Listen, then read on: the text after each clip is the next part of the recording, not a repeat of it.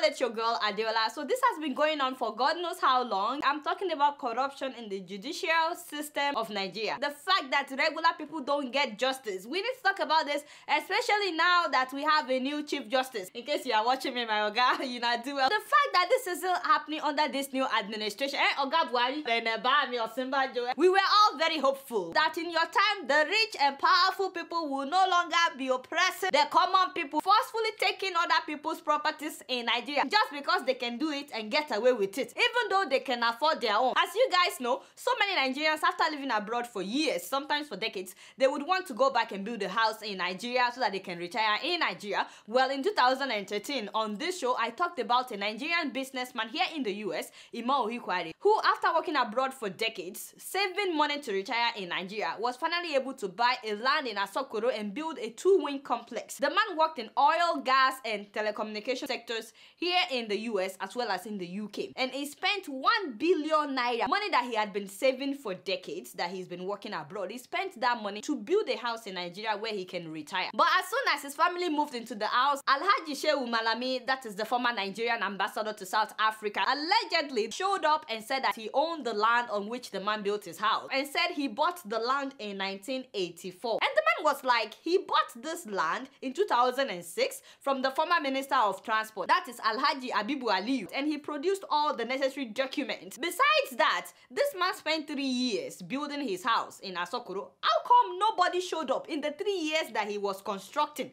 Nobody showed up to claim the land, but they waited until he finished building his house, and then they came and they said, oh, Malami owned the house. Anyway, they took it to court, but guess who showed up in court? That is billionaire Emeka Offor, a filthy rich Nigerian billionaire who made his money by taking huge contracts without delivering. During Abacha's time, Emeka Offor was allegedly paid $100 million to maintain the Port Harcourt refinery. Of course, he did not do it, yet he pocketed the money. He also got $8 billion NEPA contract to build the Yola Bauchi transmission line. $8 billion, I'm not saying $million, billion dollars. That was part of the $16 billion that Obasanjo's government wasted on power. Remember, there was a time he donated $1 million to the Rotary Foundation for Polio Eradication. He can afford it. That's how rich he is. There was one time that he illegally took £700,000 to UK, and of course, UK deported him. In fact, he sued UK for deporting him. You guys remember that story? Anyway, that was the man that showed up in court when they started fighting over this house. Apparently, Emeka Offor wanted the house. You know, there are two wings. Malami wanted one, Emeka Offor wanted the other. Emeka allegedly partnered with Malami to get this man kicked out of his house. So Justice Umar at that time gave a verdict that this man should be kicked out of his house. And there are reports that Justice Umar was bribed. But within a week, they brought policemen to evict this man out of his house. I talked about this in 2013. Well, he appealed the case. In fact, popular human rights lawyer Femi Falana even set up a petition at that time that this powerful man must not get away with harassing this man and taking his property by force. Fortunately for this man, the appeal court said that he's the rightful owner of his house, that he did everything he was supposed to do, that they should give him back his house. And you know, we were all celebrating that finally justice has prevailed. Now lie, would you believe that despite that, Emeka Offor and Malami decided to take the matter to the Supreme Court? This whole thing, they've been on this thing for about 4 years now, and they've been at the Supreme Court for the last 2 years. This man will travel to Nigeria for the court hearing, and then they will say it's been adjourned for another 6 months. The case has now been adjourned 4 different times in the last 2 years, and we still don't know what will happen.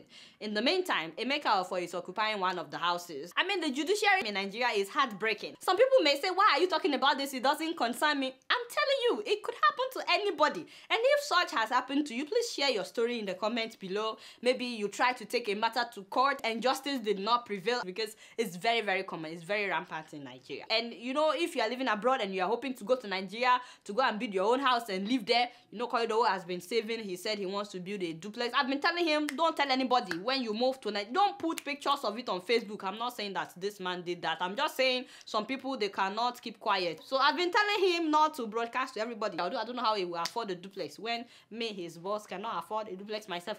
Anyway, but you know that it bothers me because this man, Alhaji Malami, is a Sokoto prince. He's very rich. He's an elder statesman. He's the former ambassador to South Africa, and he's also the chairman of Abuja Electricity Distribution Company. He has money. Emeka Offor is the chairman of Chrome Group and Enugu Electricity Distribution Company. You think that they cannot afford their own houses. Of course they can afford their own houses, but they just have to have this man's house. Maybe they just want that location by fire, by force. I don't know. Emeka had his own bank, you know, African Express Bank. Remember, it was later liquidated. Apparently, the man was just taking money out of the bank, you know. He thought if you own a bank, it means you own all the money inside the bank. Anyway, finally, the bank was liquidated. I'm saying that this man could afford to build his own house, or if he wanted to buy it from this man, they could just approach him. And if the man wanted to sell, he would sell. And if he didn't want to sell, it is not by fire, by force. But they just decided that they can get this man properties and they can get away with it, and that's what they've been doing. Please get the new Chief Justice. So Mr. Chief Justice, you not do well. We were all rooting for you on this show, you know, me and Kodilo. We were saying that they must to make you the Chief Justice by fire, by force, you know, because we are hoping that in your time true justice would prevail in Nigeria. Maybe you can start by ensuring justice on this case. I heard that the Supreme Court will give a judgment soon, maybe at the end of this month. I don't know. Hopefully they will not adjourn it again like they've been doing for so long. And by ensuring justice, I'm not just talking about making sure that people's houses are not forcefully taken away from them. No, it's not just about houses. Many people will ship things to Nigeria and custom officers will seize it from them and use it to extract money from them. Sometimes they will tell them to pay ridiculous amounts before they can be cleared. At the end of it, some people will just abandon their stuff. A few weeks ago, I talked about how they found 17 exotic vehicles at the home of the former customs boss. I mean, 17 vehicles. Those were vehicles of people that these officials liked. They really liked those vehicles, and they decided to seize them in order to use it to extract money from the owners by telling them to pay ridiculous amount as a custom fee. Sometimes some of these fees have no receipt, and you know, if you cannot pay the money, they would then tell you that they will auction the vehicle, and that is how they will give it to their friends. By the way, it's not just politicians that are taking advantage of the common people. I've been saying this for a long time. Nigerian soldiers must be checked. Please, is anybody watching me in the Nigerian government? You must to check our soldiers. They are doing whatever they want to. They think they can just do anything and get away with it. I'm sure you guys have seen pictures of the woman in Lagos. This woman that was brutalized by six uniformed soldiers, 6 men on 1 woman. Father, no, that is not correct. 6 men beating up 1 woman in broad daylight. Nigerian soldiers need to be completely reoriented. Why would you beat a civilian? Not to talk about beating a woman, and you call yourself a man. You have no shame. Lojuti, any man that beats a woman is a coward. Benny, apparently a soldier slapped her brother and she protested. That was how they bounced on her. I guess they wanted to kill her. So if a soldier is beating your brother or your sister, you are not supposed to see anything. You're just supposed to be watching. This mentality of the powerful doing anything to common people has got to stop in Nigeria. From seizing people's houses, seizing people's cars and stuff at custom, to beating people on the street. With some of the things that happen in Nigeria, sometimes you feel ashamed of being in Nigeria. No, seriously. Because the justice system is so very faulty. It's so ridiculous. And I hope that this woman gets justice. Although, knowing the Nigerian military, I doubt it. Because up till now, the military is covering up those soldiers that beat up this woman. They are not letting us see their faces. Apart from paying her huge ransom, and they should pay this woman millions of naira. I think those soldiers should be beaten the same way they beat this woman. I think their backs should also look like this. If the backs of those soldiers can look like this, I'm telling you that will be the end of harassing civilians on the streets of Nigeria. Making me upset. You guys not doing anything. Guess what? I'm just keeping it true.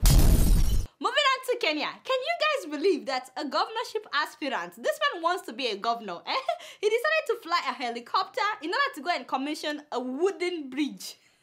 Oh my god, I'm so sorry. Oh, as in, heck no. And this man that we're talking about is an engineer. I'm talking about engineer Ephraim Maina. And I'm like, he wants to be a governor. He wants to be the governor of the Unyeri County that is in the Central Province. So they asked him to come and commission a wooden bridge in Kabaru Ward. And he flew there in a helicopter. Oh my god, you're not even a governor yet. You're already chartering helicopters, you know, to go and commission a wooden bridge. I was like, African officials.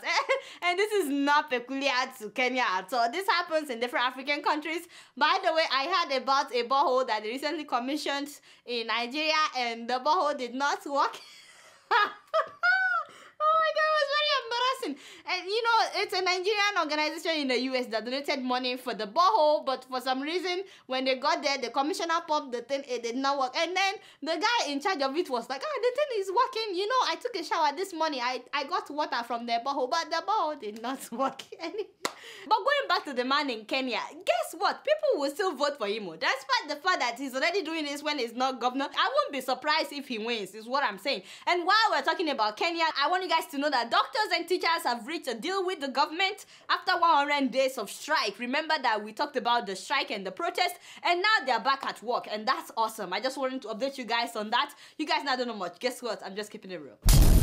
Moving on to Ethiopia, about 113 people lost their lives last week when a landslide happened at Koshe. That is Ethiopia's largest dump site. It's in the capital, Addis Ababa. 113 people died. What I don't understand is that this dump site has been there for about 48 to 50 years. This thing has been there for decades, about 5 decades, and it's been piling up, and they could see that something like this is very dangerous, it is very hazardous. They knew that something like this could happen at any time. They knew it could happen. As a matter of fact, there's a committee that was set up 15 years ago to discuss how to prevent such an occurrence. In fact, I spoke with one of the committee members, that is Mr. Emias Lagasi, and he was on the committee 15 years ago, and he spoke with me at length. He was so upset with this whole thing. He said, Adeola, we've recommended for the government to relocate the people around that area since 15 years ago because the area is not healthy, it is hazardous to human health. He said it stinks so bad that even if you wind up your glass in the car, it still stinks. And then he said that they wanted the previous mayor, that is Ali Abdu, to buy medicines and antibiotics for the people that have been living there because everybody was getting sick. As a matter of fact, the school children at Koshe were getting sick almost every day. He said there was a time that students actually collapsed because they got sick. He also said they recommended that the government should turn the area to a biogas plant, that they should be using the dirt to produce electricity. And then the last thing he said they recommended was that they should invest in recycling instead of piling up trash. You know, they should have like recycling centers. Despite presenting their recommendations at every opportunity that they were given, at different meetings and conferences with the government, nothing was done. All their recommendations were pushed aside. In fact, the new mayor started building condominiums about 5 or 6 kilometers to the dump site. And they knew that this could happen. They knew that someday the trash are like mountains. They knew that a landslide could happen. And when it happened, guess what? It buried several houses. A lot of people were trapped beneath this trash. They started building a biogas plant without evacuating the people. And you know, this is not peculiar to Ethiopia. I mean, in Nigeria, a road is not bad until major accidents are happening and people are dying. That is when they will know, we need to repair this road. Not be so. Go to government buildings, dilapidated buildings. They would wait until the thing is almost crashing before they will know that they need to fix it. Hospitals, government hospitals, have you not been there? Sometimes you go to general hospital and you cannot breathe because it stinks at some of our general hospitals in Nigeria.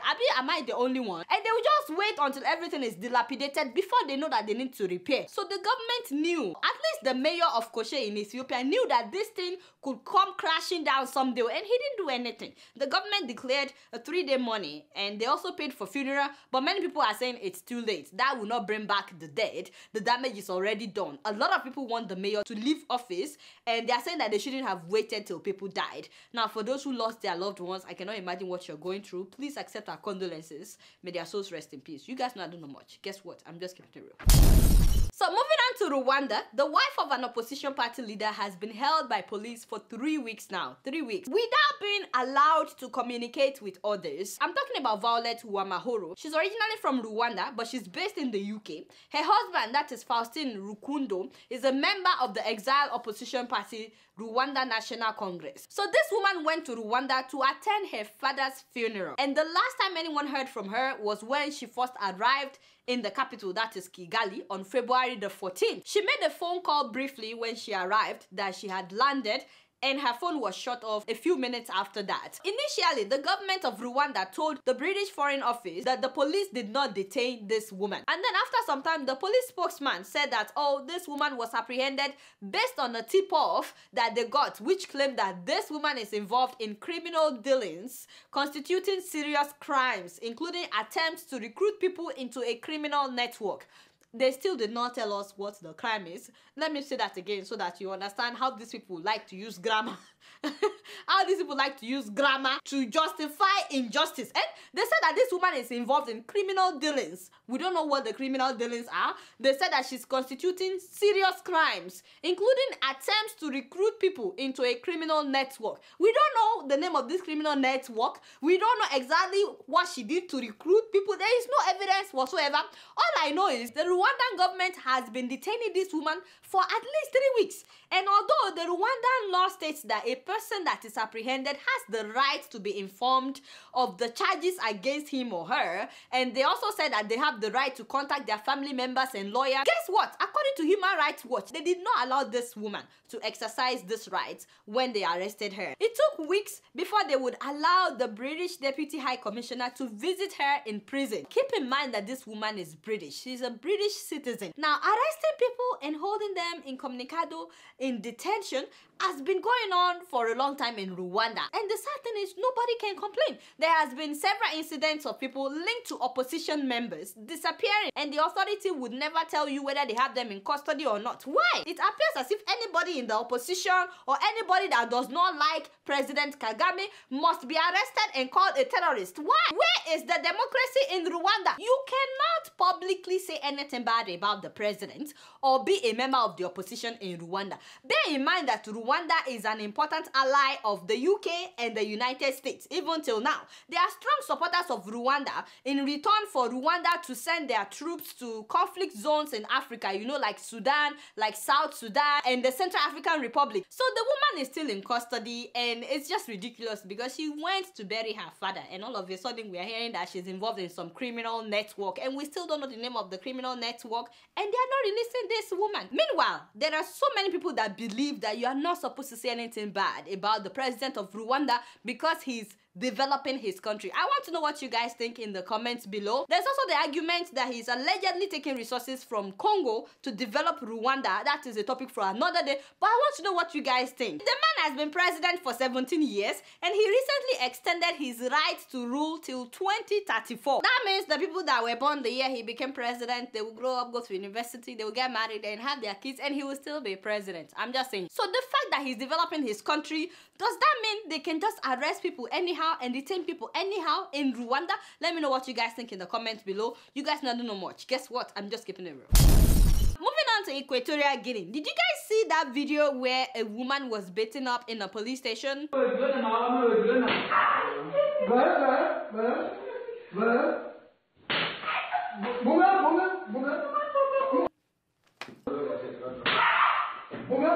That's enough. That is enough. Can you imagine? I mean, I don't even care whatever she did.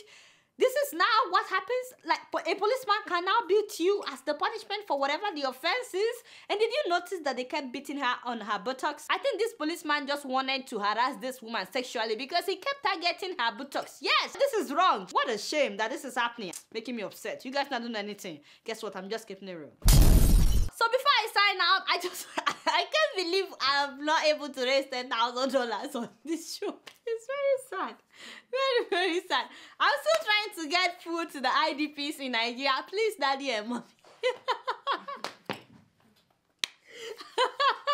Anybody that is watching me that can donate for us to get food to the IDPs in Nigeria, please help us to make this a reality. We're still trying to raise $10,000 since January, But having said that, I would like to thank everybody that has donated. I'm so grateful to every one of you. Thank you so much, everybody that has donated through GoFundMe as well as PayPal. I'm so grateful to every one of you, but we are yet to get to our goal. This is where we are right now. In case anybody out there will still be willing to donate for us, we have about 2 million internally displaced people in Nigeria, and we have enough food to feed more than 900,000 in a year. We're trying to get the food from Utah to Texas and then to Nigeria. So if you can donate to make this a reality, please, we'll be so grateful. All right, you guys not know much. Guess what? I'm just keeping it real. Growing up in Kenya, my sister and I were very close. But like any sisters, we fought a lot.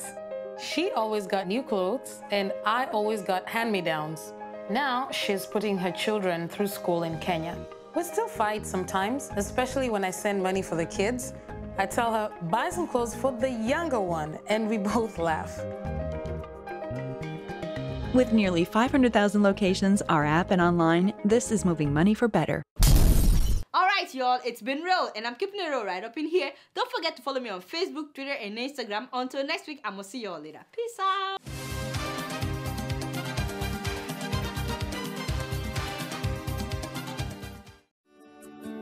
Welcome to Forstview Luxury Hotel. At Forstview Luxury Hotel, we offer excellent service. Our rooms have all the necessary facilities to make your stay comfortable and memorable. You will also have access to internet service, breakfast, 24-hour power supply, full air condition, free international calls, free tire pumping service, and free car battery charge. So what are you waiting for? Quickly visit Forstview Luxury Hotel. We are located at #1 Adeola Bamishile off Raji Rasaki Road, First Estate, Amuwo, Odofin Festac, Lagos. For more information or reservation, please call us on 08075787135 or 08099900601. You can also take advantage of our online ongoing promo at www.forceviewhotel.com to make your reservation and payment for your favorite room, which attracts a discount rate. Please note, rooms are reserved based on first come, first serve. Forstview Luxury Hotel. Experience the home of comfort. They come.